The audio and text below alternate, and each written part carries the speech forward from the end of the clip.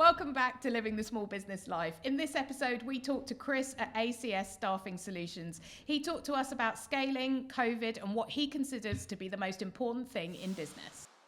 Hi, Chris. Hello. Hi. So thanks for joining us today. Can you briefly describe your business and what inspired you to start it? Yes, so I am one of the owner-directors at ACS Staffing Solutions. I guess you would consider us as a generalist recruiter. So we recruit anything from a receptionist / cleaner right through to director, typically within logistics and retail, as in retail logistics. Anything in an office support environment, so anything you would have in this office, for example. Yeah. And we also have a couple of specialist divisions such as a legal and accounting and supply chain desks. So they're kind of the core functions. But we also do temp staff as well as permanent. So a real mix. Yeah. And what made you make that jump to go, right, I'm going to start up a business here? Well, I think if you ask anyone that's in recruitment, they've always fell into it rather than decided it's something they wanted to do. And 20 years ago, that's kind of where I was. I fell into recruitment, and having worked with Helen, who's my wife and business partner, she actually set up ACS, which I'll come on to in a bit, but she set up ACS, and I think I was her first employee. Okay. This was pre-marriage. Okay. Yeah. Like so that. This was, yeah. The marriage came secondary. Oh, okay. But she set the business up, and I subsequently joined, and then later in the journey, we kind of did an MBO, and that's where we find ourselves. Okay. Yeah. And how many people do you employ today? So currently it's 32. Okay. We have gone up to touching kind of mid-40s, and then descaled, is that the right word? Descaled the business a little bit last year, where we had to make some cuts, and then through natural attrition and stuff like that, we've kind of scaled it back a bit. And now we're in a place where we've got a solid team, and then we're now on that growth journey again. Yeah. Okay. What's the sort of biggest challenge that you've faced? I mean, I know every day is a challenge when you run a business, but is there anything in your journey that's particularly stood out as a really hard moment?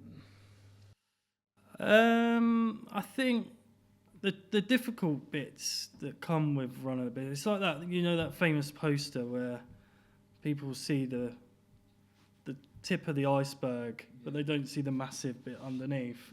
Or you think about a duck cruising across the lake, and then you don't see his feet flapping under the water.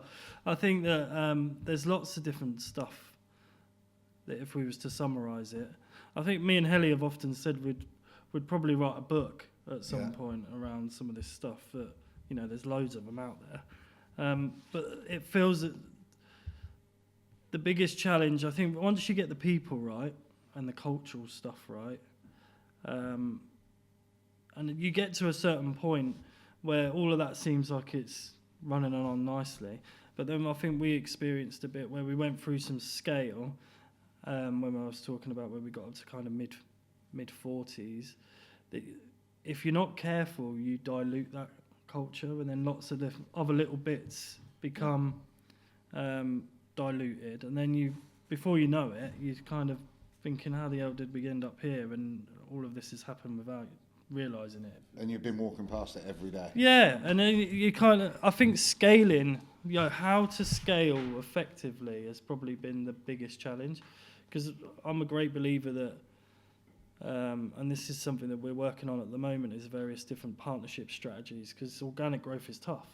Oh, 100%. And, we've been on a journey pre-COVID. We were turning over, so we were, 9 years old. No, sorry, 10 years old in COVID. COVID was kind to us in our sector because we do logistics, so everyone was at home ordering. All the warehouses were stacked. Temps. All our temps were out working, and plus we had some work through track and trace with those people ringing you up telling you had to stay indoors. Yeah. We were quite fortunate that we landed a big project recruiting 300 of those. So we grew from 8 million to 17 million literally within the year. Wow. But what I think, although we felt like we handled it well, it's then how we're coming out the back of that, where you then, you build good relationships with your team and all of that stuff, and you're probably a little bit guilty of underperforming people, not being managed as most effectively as you probably could, because you're running around doing other stuff and trying to keep the busyness going, and that things get missed. And then we paid the penalty of that, where then the turnover drops. You're still carrying the same head count. You're not making those cuts as quickly as you should. And then it has a knock-on effect, doesn't it? So I don't know whether there would be one outstanding thing. Yeah. But, I don't know. I might come back to that. Yeah. If that's all right. Yeah, it might come out later I on. might, yeah. I'm going to think about that one a bit more. Yeah. So is it Helen, did you say? Yeah. Helen. So where did Helen start the business? Was it in your bedroom? Was it like... No, so me and Helen were working for a high street recruitment company that we shall not mention. Not for any other reason that I don't want to promote them. But we were working for them, and we kind of got a little bit disillusioned with where the business was heading. So Helen got approached by a couple of guys that she, as a client, had been working with, and subsequently asked her, would you be interested in coming to work for us and setting up a recruitment arm?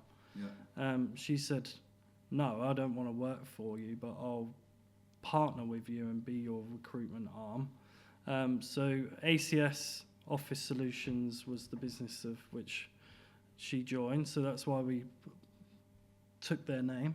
Yeah. So effectively the vision in the early days was they provide the desking, the IT and the fit out of any new building or business when they need it. So why not put the people in the seats? Makes sense, doesn't it? So it was kind of I think it was a fourth pillar of offering that they were looking at. Yeah.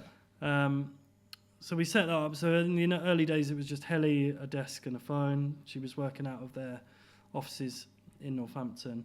And then, I joined to set up the temp division. She focused on the permanent division. And that was kind of, the rest is history, really. I still look after the industrial side and the temps. She runs the professional services side and the perms. And that's kind of how we try to separate ownership in terms of accountability and responsibility between us. And then when did you do your MBA? So that was in the January of 2020. Perfect timing. And then COVID. 3 months later. Then COVID hit us in the March. Me and Helen kind of sat there, and it's a memory that I don't think I'll ever forget. So we made a point in lockdown of sitting and watching Boris every day at 4:30 or whatever time he came on, right? Was it 4:30, 5 o'clock? Yeah, it was. And so thankfully, just in that period, it was as if we preempted it. We'd just upgraded everyone's IT, and we'd just gone to a cloud-based phone system, and we went to Office 365. So fortunately, everyone had laptops. They could then go and take them home, and then everyone was working from home, and we didn't really feel any knock-on effect of COVID in terms of having to be in the office, working off servers and all that stuff. So just let me interrupt you just quickly. So when Boris come out on that, I think it was the 25th of March, was it? Or the 22nd of March? And said, no work, that's it, no going into the office, basically the country shutting down. What was your initial thoughts, emotions? Well, we managed to start, I think it was in the February, a contract with one of the major retail chains in their distribution network. So we'd started ramping that up, so that we knew that we were going to get some volume. Then when Boris announced lockdown, we obviously had a bit of an oh shit moment, and what we're going to do. What the the quickest impact we saw is that all permanent recruitment stopped. Yeah. So no one was thinking about finding new people because everyone was trying to navigate getting through COVID, right? So furlough and yeah, whatnot, yeah. But I think it was that point where we knew, okay, right, so it's going to be heavily reliant on temp. So all of the team started supporting on temporary resource of where we needed it to be, rather than what they might have been traditionally focusing on perm. And then the moment I was getting to about what I don't think I'll ever forget is when Rishi Sunak announced furlough. Like me and Helen, I think we literally looked at each other, started crying because we knew then that we were going to be all right. Yeah. When we looked at COVID and when that got announced, we looked at the bank and thought, okay, so if we have no more money coming in, we've probably got 4 or 5 months of cash in the bank that we could sustain people. Yeah. Then Rishi announced furlough, so we instantly looked at, okay, who have we got? What function are they doing?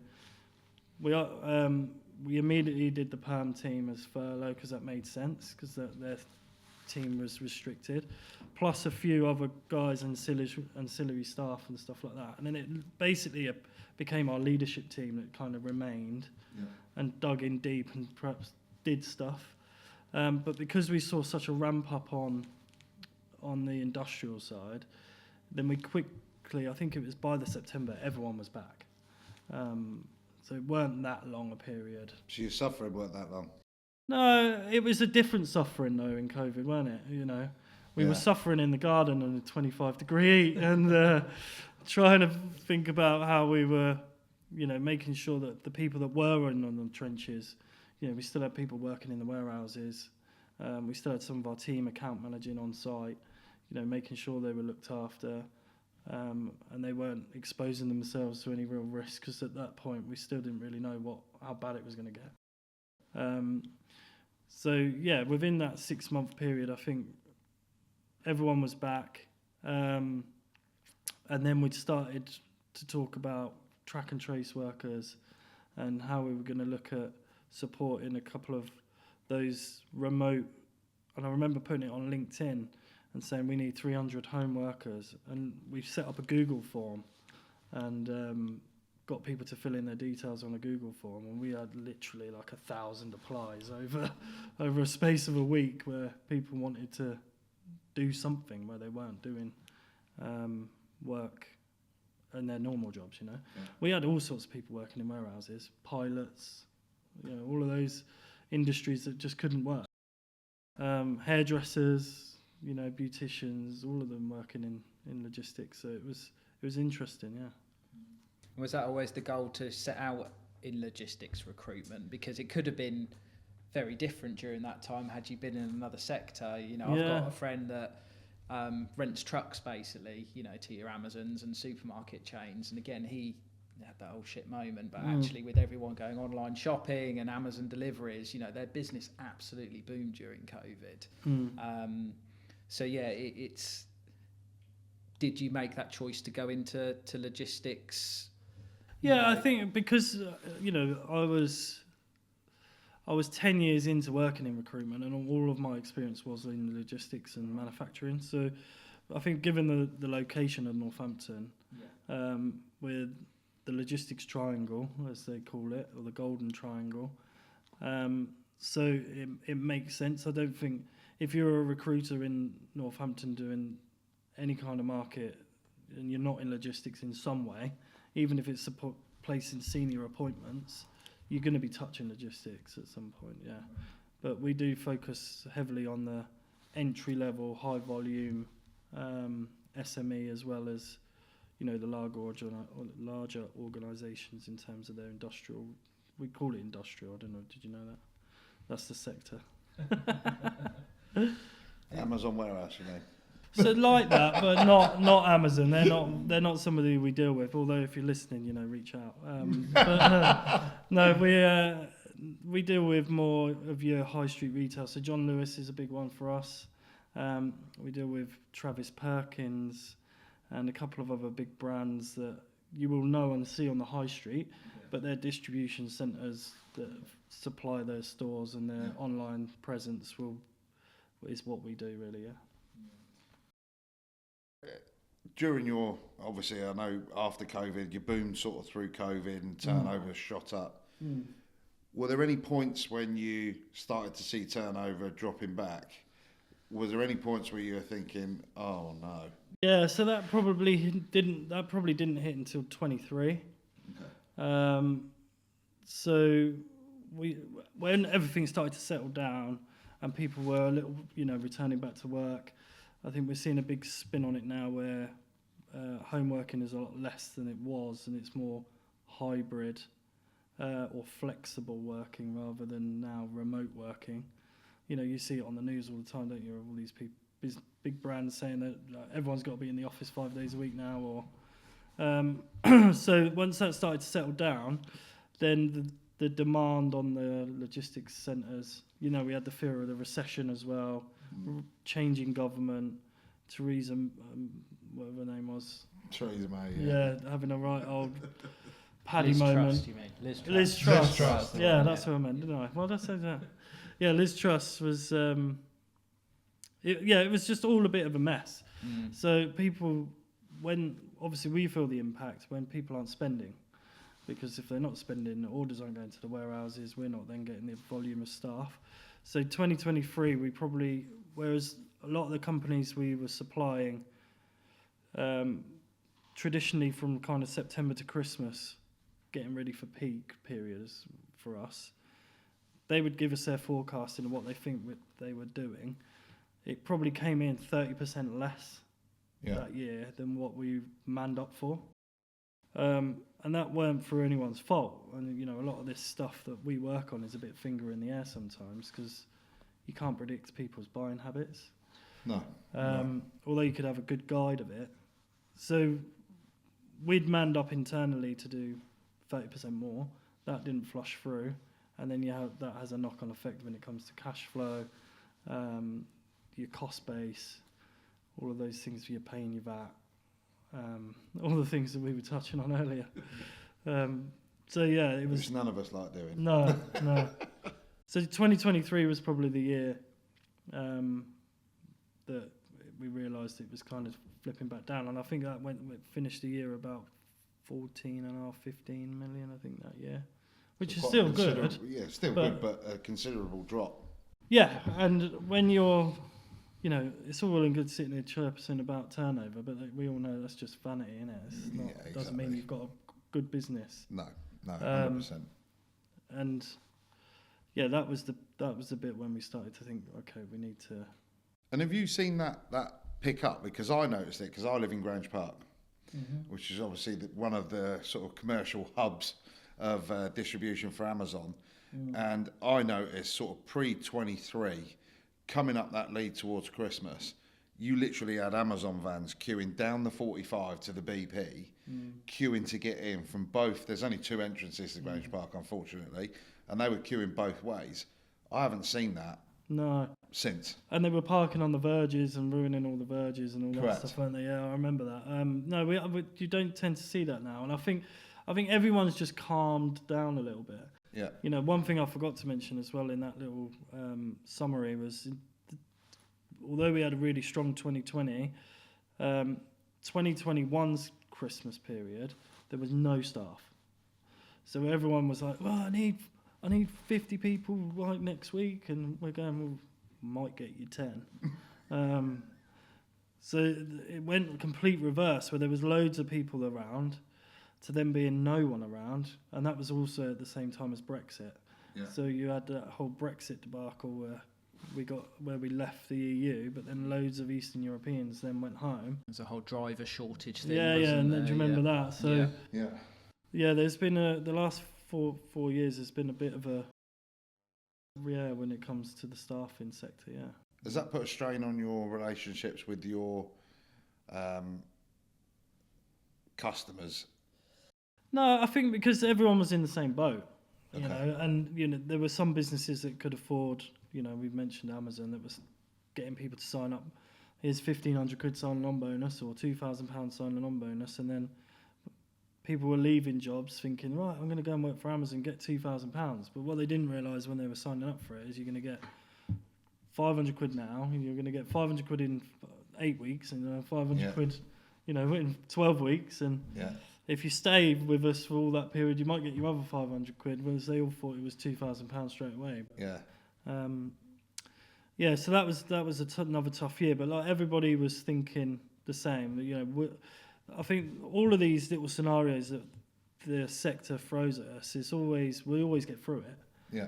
It's just how everyone mucks together to get through it. And how do you think you get through it? Well, it feels like through sheer grit, determination, blood, sweat, and tears. Yeah. But I think it just, we've invested heavily in tech. So we use a few different tech platforms on the recruitment space that enable us to find people that perhaps, I'm going to say, it sounds a bit MI5, but that perhaps don't think they know that they're going to be found. Yeah. But their CV's out there somewhere. Yeah. The tools that we bolt into our CRM and stuff enables them to be searchable. So if you put your CV online and it says, forklift driver. Yeah.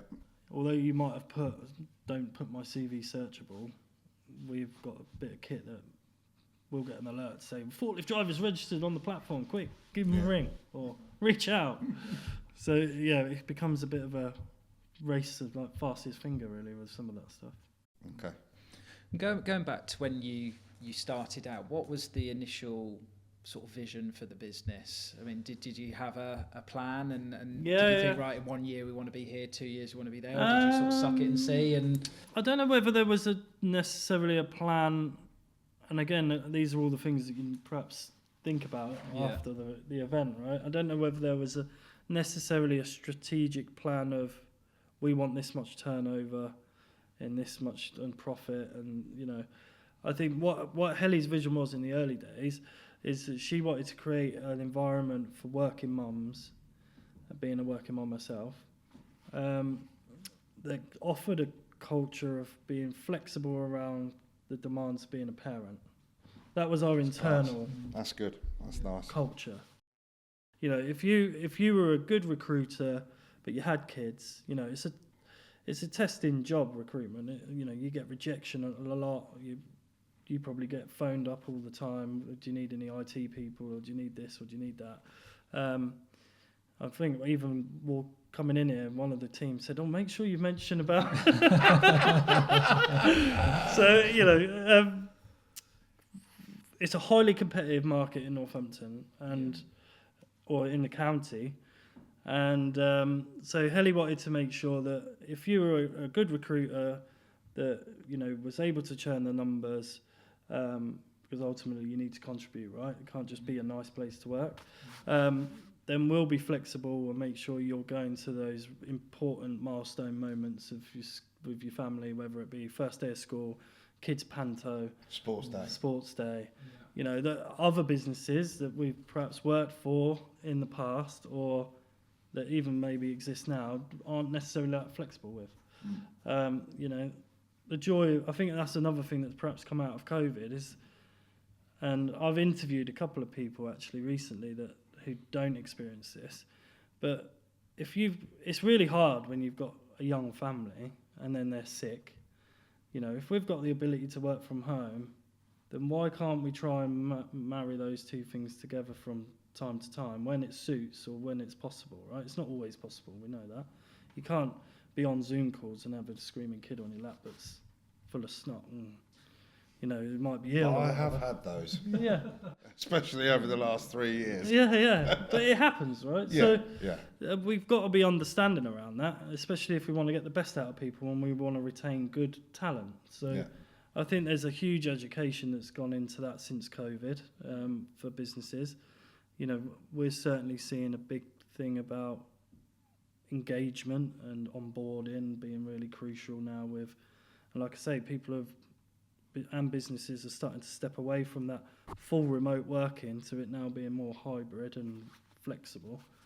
But how can we be expectant of people in our team to work until 6-7 o'clock at night to make sure they're getting their numbers if we're not able to be the flexible when they need to do the school run 9 o'clock, and it might mean they're in at 9:30. It's a two-way street. isn't Yeah. it? Yeah. So that was the initial vision for Helen when she set it up, that she wanted to create that friendly space and good team environment that allowed you to be a mum or a dad, and a good recruiter. So really your values came out of all of that, I suppose. The vision that Heli had around, parents with young children and things like that. And then that's your culture's come out of that as well, and it's all stemmed from that. Yeah, and obviously the early vision has kind of evolved a bit since, just because again when you get to scale and you start to think and you become a bigger business, some of those bits have to be diluted a little bit, and there has to be policies and processes, and that's when HR get involved and don't talk to me about that. Make things a little bit more complicated. So yeah, we don't get it right all the time, but we do our best to try and accommodate where we can. And I think, like we said, it's a bit of give and take. Yes, you can have the morning off, of course, to go to Panto, but you need to make the hours up at a different point of the day or the week or whatever it might need to be done. So yeah, it's very much give and take as where we can fit it. Did you ever envisage getting up to 35, 40, 45 employees when you started out? I don't like, again, I think me and Haley clash on this a few times, because I think I would like to get it to a slightly... We've got slightly different models to where I think what we want it to be or what the end goal might look like. I think we both agree on the end goal, which is effective and exit that we can both be satisfied with. But how the mechanism of how we get there sometimes differs. And whether it be we grow organically or whether we acquire another business or we partner and merge, one of the things that we've talked about the last couple of years is you get to that, we talked a bit about where organic, you get to a certain bit where organic then becomes tougher. So you think about mergers and acquisitions and stuff, but no one ever thinks about the merger bit. They always think about acquisitions. Acquisition. And we're talking to a few businesses at the moment that we're trying to create strategic partnerships that work for both parties. And it might not necessarily be a merger, but where we might have a weak area in, I don't know, just use an example of where we might not be very strong in IT recruitment, and AI is leading the way in terms of what's coming. Well, if we find a good AI partner and a tech partner that wants to come on the journey with us, then there's mechanisms in the background that can make sure we're both rewarded for that. And, they're the things that we're looking at as well at the minute. And something that we have had challenges with within Bluebell is we're now a team of sort of 10, 11 staff. And when it was 2, 3 of us, everything's a lot easier. There's a lot more stuff in your heads, and, you sort of hold on to that information. You can share it with a couple of people. But when you start getting to 10, 11 staff, what we're finding is you've got to have your processes documented. You've got to have policies in place. You then need to have HR, like you were saying, because, you need proper contracts in place. When you get up to, say, 40 staff, did you have all those foundations in place to get up to that level? Or are you always constantly trying to ramp up all your procedures and processes to match the headcount? I think it's a bit of both. I think you can try and get ahead of it as best you can, but then I think you're creating a job. Quite often when you're scaling, I think businesses or individuals within the business will take on extra responsibility, right? As you go, oh, I've got a keen interest in HR, I'll be a HR person internally, or I might do a bit of health and safety, or I'll be your internal recruiter or whatever, but it's above and beyond their day job. And I think when you can get to the place where you can have somebody solely looking after that function, then that's where life becomes a bit easier. And but then if it's either somebody that you're moving into an internal role that you've then got to backfill their job, then that's where the trickiness comes. But I think through periods, it was funny because when we first introduced it, and we use a lady who's a friend of the business that does our HR, and she's been with us a long time. But when she first came in, we thought we were going to be like, this is all right.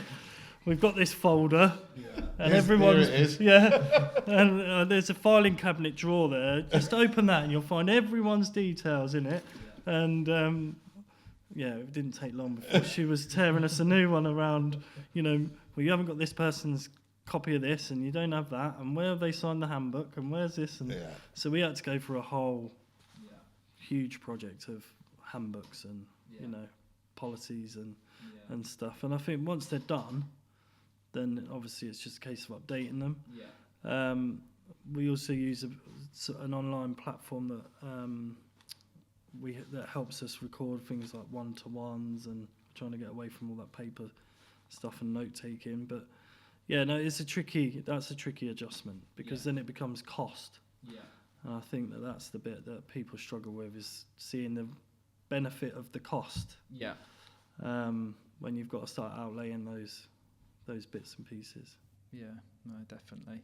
And in terms of sort of like things that I've heard other business owners say when they get to a point where they've got a bigger team, you then have to start putting in, a management layer within the business, but then you can become a bit disconnected from maybe the troops on the ground. Have you had that sort of experience as you've grown?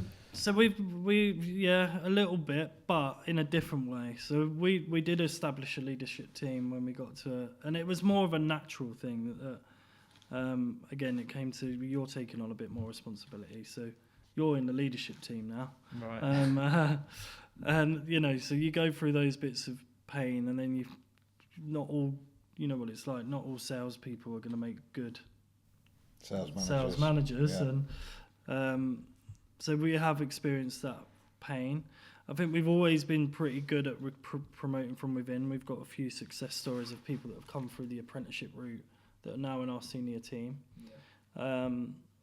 So yes, we did have to establish a leadership team. They equally then we've had different changes though, where their responsibilities might have shifted. So I think when you're going through those growth pains, what might initially look like the structure might then be the structure in 6 months' time.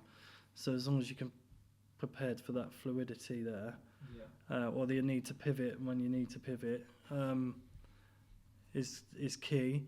And thankfully, Helen and I are still very much hands-on, so we both still sit on the sales floor. We're not in some kind of ivory tower somewhere, or snipering down from the lookout post. But we've always been quite hands-on. Helen's quite a bit of a control freak with that side of things, whereas I probably relinquish a bit more control and autonomy, where she likes to know everything that's going on. So, and if she was here, she would say that. Yeah.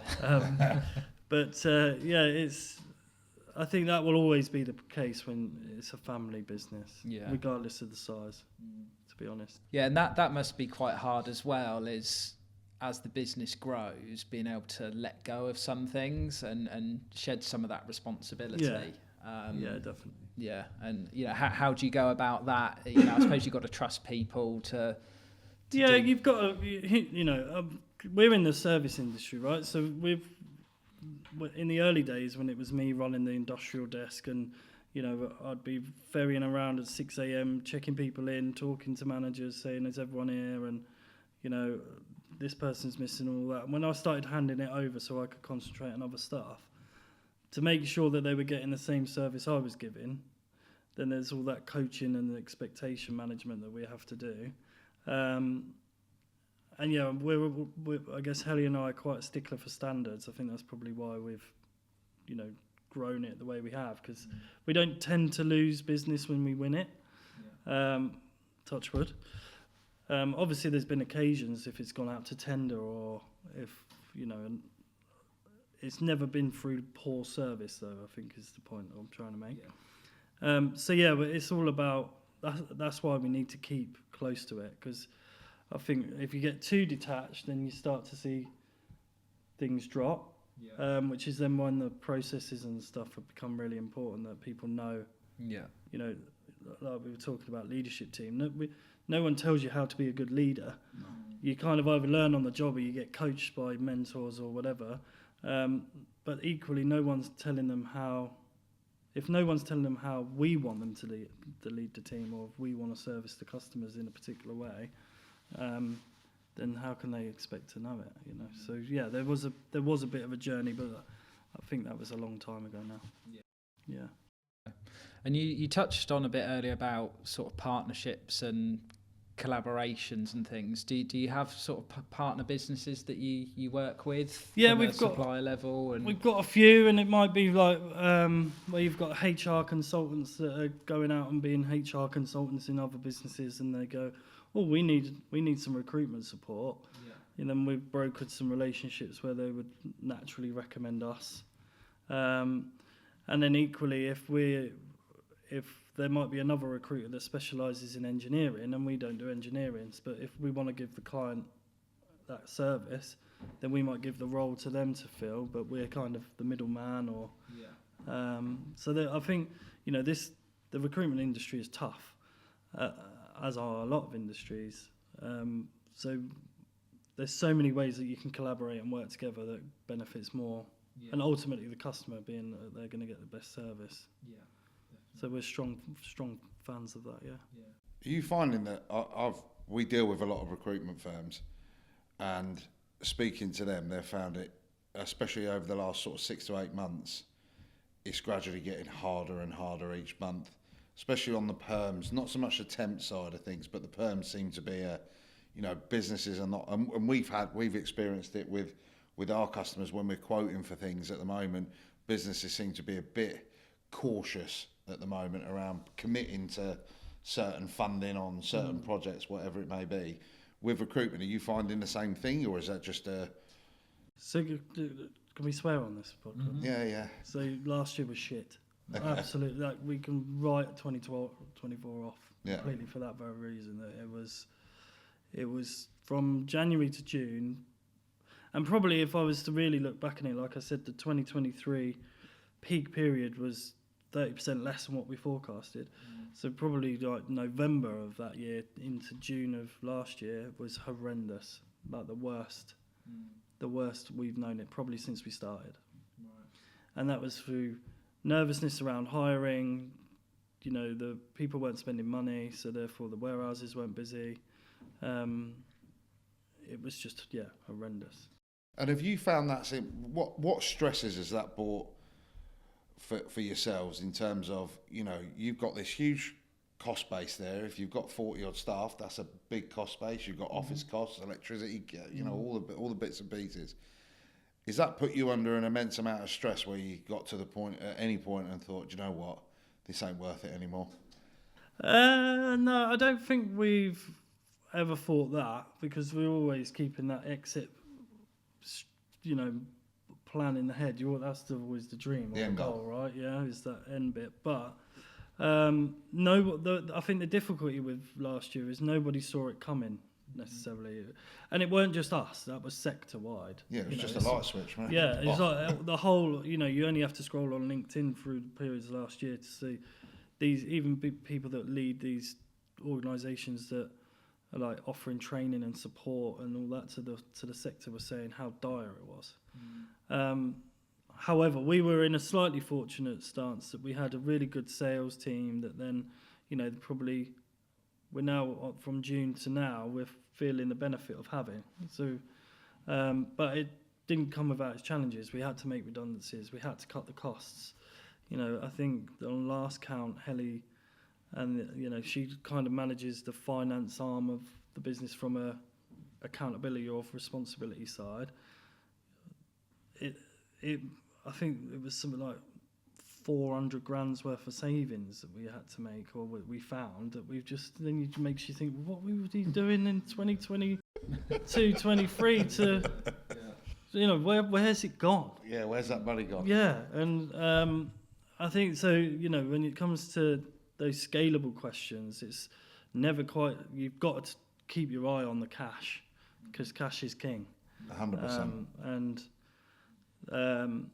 you know, knock-on effect of having less turnover and sales of what you expected is then it affects your cash flow, it affects your ability to pay the VAT. You're then having to try and juggle those commitments that, you know, and then you got, well, you might have had a time to pay in the past on your VAT, and then the HMRC then turn around and go, well, you're not having any more.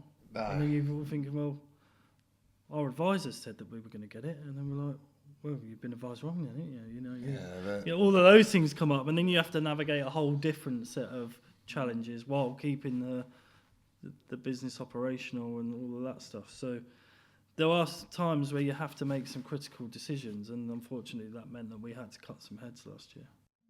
Which is not a nice position to be in when you're a business owner. It's horrible because you know, when you go back to the COVID, the first thought we had, or I did, especially for Bluebell Cloud, was, oh my God, we've got all these heads. You know, in order to grow at the rate we're growing at the moment and stay as we are, you know, we've got to be selling. And basically that's now stopped. You know, and I knew I had people in there with children that needed to get paid at the end of the month. And we did exactly the same thing. Quickly opened up the laptop and was like, we've got 4 months, maybe 5 at a push. What are we going to do? These people are going to be sat in 5 months with no money, with children. Yeah. It was soul destroying for me. Yeah, it's horrible. I'd never experienced anything like it. I remember my in-laws around actually that evening. I just remember just sat at the end of the sofa. I just saw tears just dropping on the floor, thinking, what are we going to do? Yeah. I just didn't. It's amazing how that one instance, I think, was probably the worst instance I've ever had in business, where you just felt like you were in a room with no door, no windows. You know, it was concrete, top to bottom, side to side, and the light was off. And it was like, how am I going to get out of this? There was just no way out. It felt like that at that time. Yeah, no, and a lot of businesses, you know, I'm very grateful for the fact we were one of the lucky ones, because I know, you know, there was horror stories, and I remember in 1 week 3 recruitment companies, you know, shut the doors because I guess they weren't in the space they needed to be at to be able to pivot in and be as lucky as we were in COVID. But yeah, it was trying, definitely. So have you had cash flow? Because obviously you do temps. I'm assuming you pay the temps for the work that they've done. So have you ever had cash flow issues similar to potential worries back in COVID that you didn't? Yeah, and we've had some bad debt as well, you know. Like we pay the temps weekly, we get the bills monthly, sometimes bi-monthly paid from clients depending on the payment terms. So I think that's a whole nother situation that's come out of COVID, that it's like, we're not your bank, we're not funding your payroll, we're a service provider. So, you know, you may want 60, 90-day payment terms, but you're going to have to pay for it because the insurance has gone up. Yeah. You know, we aren't a banking service. So, yeah, there's had to be a lot of learnings on that stuff as well. But have we felt the pit? I think in the early days we would have done, you know, and there were times where we probably needed to borrow money from the ACS business to fund bits through growth, or, you know, if we'd overspent on this and then not captured the money in quick enough. But these are all the things you learn as you progress, right? And, it's not. There's no, like you said, I think earlier before we started, there's no handbook. No. There's no rules. There's no instructions. Yeah, there isn't. And depending on the industry, I think every business, you know, we could probably talk to 20 different recruitment companies and they'd all say similar things, but they've all gone in around the way of doing things in different routes. Yeah. And I don't think, you know, there is a right way and a wrong way. It's your way, because running a business is so personal, I think, that it's down to, you know, you all have different reasons for starting the businesses. Yeah. You have different reasons for recruiting different individuals. So not one route is going to work for one particular business. So, you know, the whole point of us doing these podcasts is to show that there are stresses and strains. It's not an easy run. You know, the fruits of the loom hopefully will come later on in life, but even when they do come, people have gone through a lot of pain to get there. Yeah, absolutely. And I would encourage anyone that has a great idea, to speak to, before you make the leap of setting your own business up, speak to as many people as you can. I think and I was talking about this in a sales training session I did with some of the team today. The one thing I think I undervalued in my 20s, I've gone from being one of the youngest people in my business before, or in my team before, to now I'm like one of the older generation, now passing on the wisdom I guess people were trying to pass on to me. But the one thing I would have, if I was to go back, I would change, would be the value of the relationships, and not trying to think about the transaction today. Yeah. But what's it going to look like in 12 months if I keep talking to this guy or girl, and not always worrying about tomorrow's booking or order or job or whatever it might look like. The relationships are much stronger. And I think that generational thing is probably undervalues that a little bit now. It's a bit more of a digital age. Yeah. Yeah. Yeah, it is a bit more like that. And, it sparks quite an interesting debate when we had it in the office, because they're so used to just sitting behind the screens on their phones, and, you say to them, right, go to this networking event, they're like, what? I've got to go into a room of people I don't know and try and have a chat. What am I chatting about? Well, can I not see them all on the screen? Yeah. Hi. What about a Zoom call? Can we not do this? So yeah, I think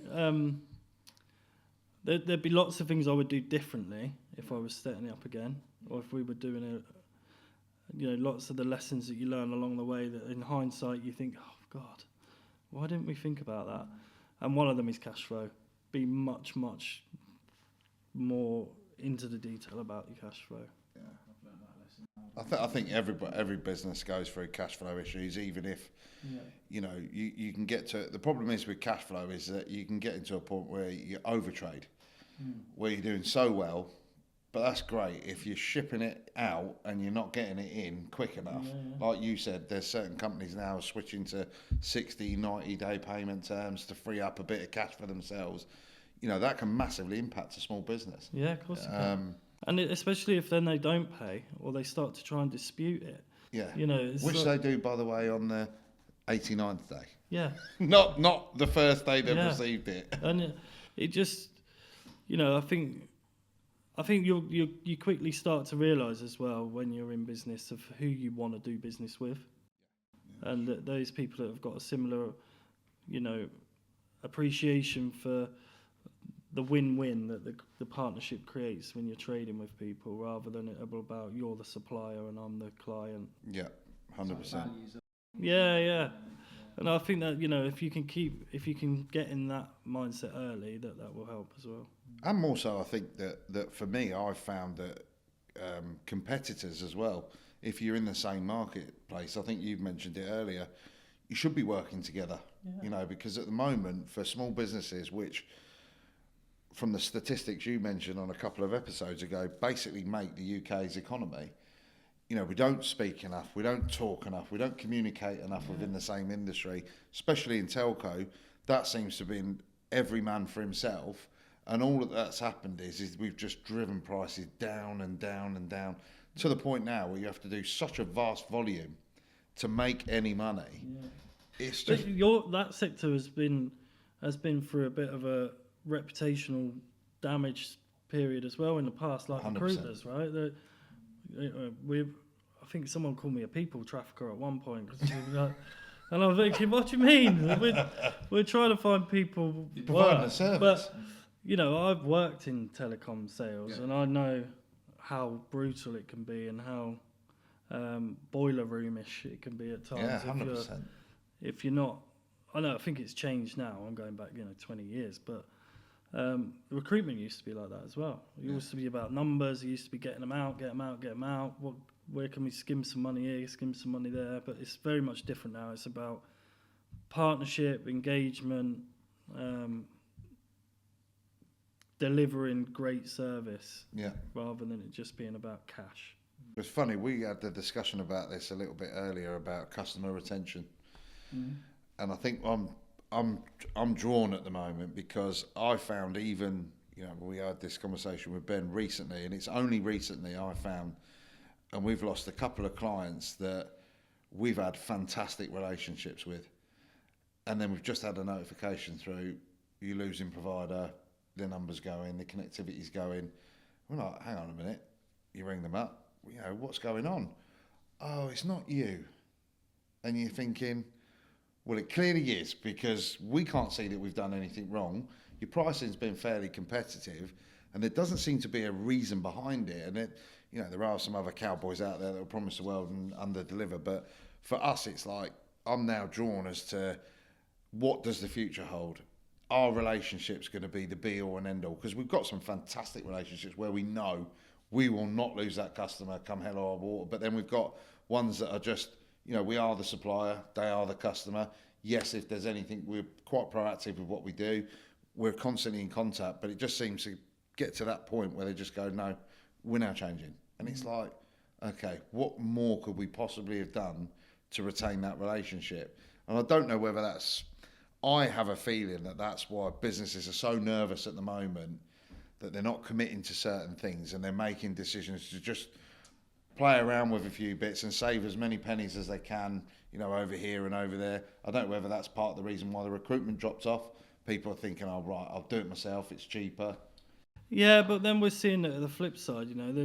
There's a particular job board out there that people have historically used because it was cheap and they were getting good response. But now we're seeing it flip the other way, where they're starting to reach out more because the level of applicants they're getting through that job board, they might get 100 people apply, but they're all crap. Yeah. And then when you think about the time it takes to try and reach out to these applicants to pre-screen them on the phone, then try and put them in for an interview, you might try 2 or 3 times before you actually speak to them. When you weigh it all up in terms of the cost of your time and effort that's needed and the time away from your general business to try and recruit somebody, you may as well have paid us. And I think it's the same for those service sectors that, like telecoms and IT support and all that stuff. It's typically it's normally someone's offered you something that's completely left field, isn't it? They make their ears prick up. Moon on a stick. Yeah. Which doesn't become the moon on the stick. But we all know though, within 6 months they'll be coming back. Yeah. Because it hasn't worked. Yeah. And you just need to, I guess, hold strong and knowing that, well, I can sleep at night, my service has been good, you've said it's been good, it's nothing to do with that. If you want to go for price, try it, because there'll be someone around the corner that wants the service and not the price. 100%. So yeah, I guess there's always elements to that. Thanks very much for joining us today, Chris. No worries, it's been a pleasure. It's been really interesting hearing about your business journey and the recruitment sector and the highs and lows, particularly around COVID and coming out of that. So really appreciate your time and you coming and speak to us today. Thanks for having me. Very much. Thanks very much. Appreciate it. Cheers.